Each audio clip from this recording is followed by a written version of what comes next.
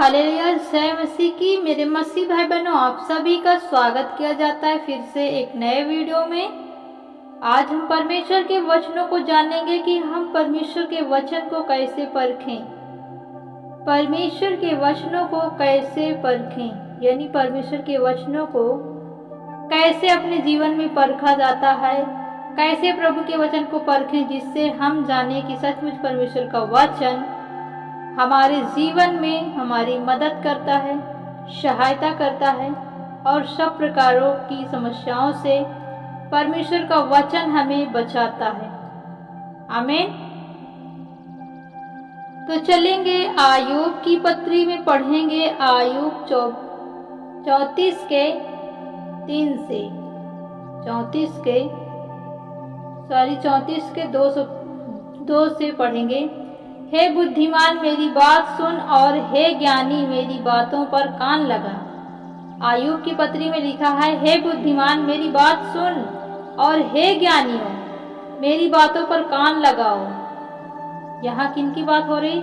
बुद्धिमानों की और ज्ञानियों की, क्योंकि बुद्धिमान लोग अपने बुद्धि का इस्तेमाल बहुत करते हैं, ज्ञानी लोग अपने ज्ञान पर घमंड बहुत करते हैं।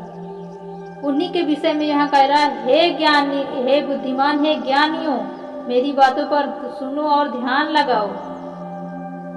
तीसरा पॉइंट पढ़ेंगे, क्योंकि जैसे जीभ से चखा जाता है वैसे ही वचन कानों से परखा जाता है।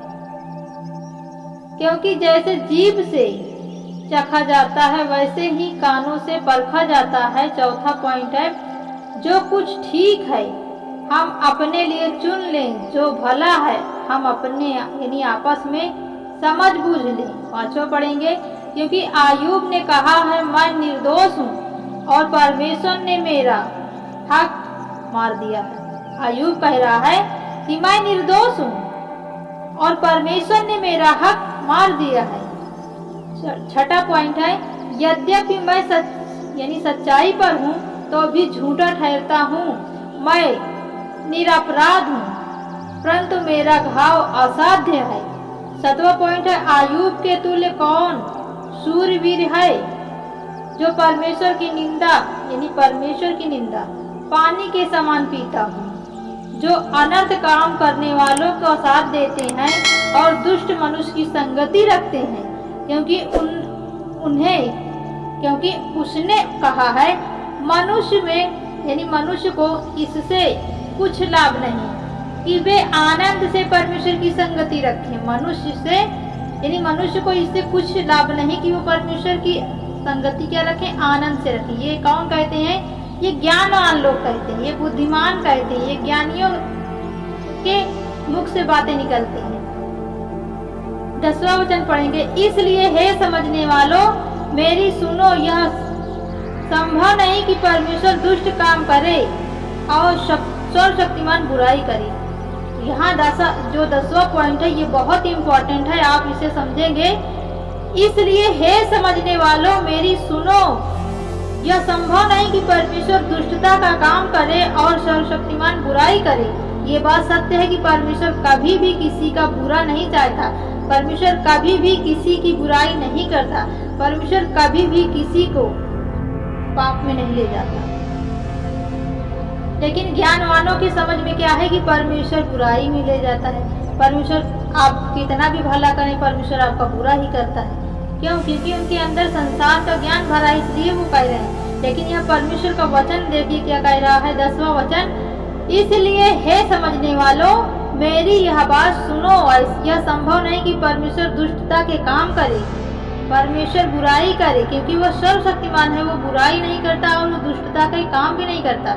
11वां वचन पढ़ेंगे, वह मनुष्य की करनी का फल देता है। ये बात सच है, परमेश्वर मनुष्य की करनी का फल देता है और प्रत्येक को अपनी अपनी चालों का फल भुगतना पड़ता है। ये बात सत्य है। आज जो हम बो रहे हैं वही हम काटेंगे। आप संसार में भी सुनते हैं कि जो जैसा करेगा वैसा भरेगा, जो जैसा बोएगा वैसा काटेगा।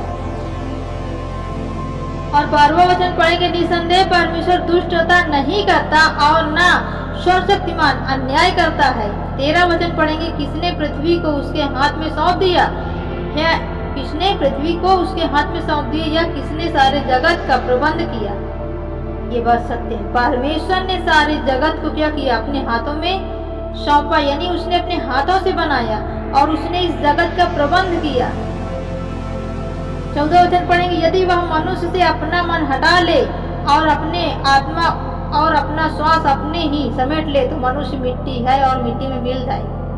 क्योंकि परमेश्वर की दी हुई सांस है जिससे हम जीवित हैं, परमेश्वर का दिया हुआ जीवन है जिससे हम जी रहे हैं। अगर वो अपना मन हमसे हटा ले तो हम मर जाएंगे, नष्ट हो जाएंगे, खत्म हो जाएंगे, हम कुछ भी नहीं रहेंगे। तो मेरे प्रिय भाई बहनों, आशा करती हूँ परमेश्वर के वचन आपके समझ में आए हैं और इन वचनों के द्वारा आप बहुत कुछ सीखने को पाए हैं। यदि वीडियो अच्छी लगे तो वीडियो को शेयर जरूर करें।